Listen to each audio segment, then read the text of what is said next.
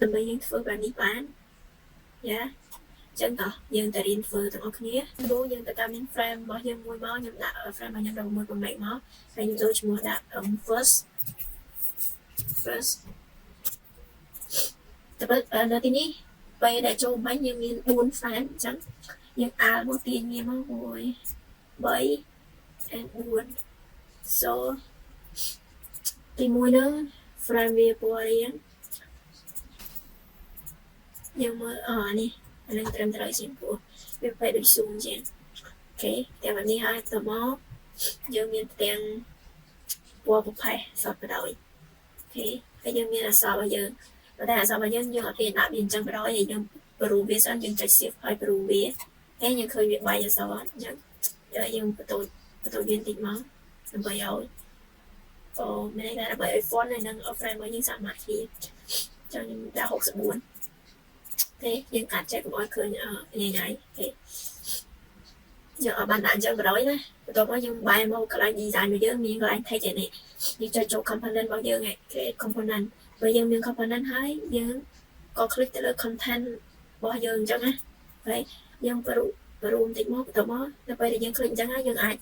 កាត់របស់យើងបានតែហើយបានជាវា rule អញ្ចឹងដោយសារតែយើងអត់ទាន់បានបង្កើតនេះកន្លែង auto layout ពេលយើងបង្កើត auto layout ปุ๊បព្រីនវាទីមកអូខេ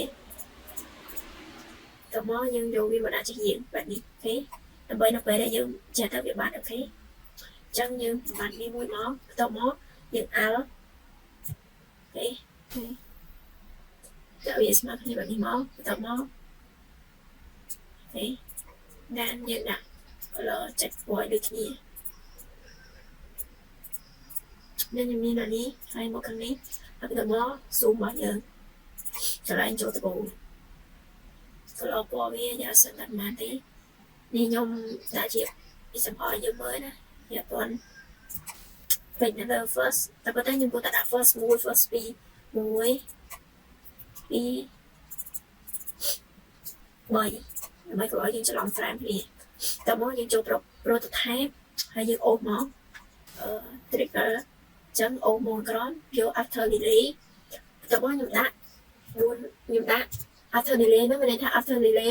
មួយអញ្ចឹងខ្ញុំចុច1 millisecond ម្នាក់តែវាលឿនមែនទែនចាប់តមកខ្ញុំយក smart anime អូខេតមកនេះ record ហ្នឹងខ្ញុំយក custom screen and then ខ្ញុំយក400 millisecond ខាងក្រោមនេះគឺខ្ញុំយក400 millisecond ដែរអូខេតមកវានឹងចាញ់យើងញ៉ានេះចាញ់យើងបែបនេះតមក first 1ទៅ first 2យើងចង់រត់ tab វាមកចឹងវាដូចគ្នាហើយប៉ុន្តែវាខុសគ្នាត្រង់អាកន្លែង trigger អញ្ចឹងយើងមកដូរ after delay មកប៉ុណ្ណឹងគឺវាដូចគ្នាទាំងអស់តមក first 2ទៅ first 3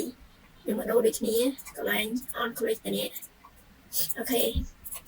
យើងបានហើយអញ្ចឹងយ៉ាយើងចូលបានបែបនេះ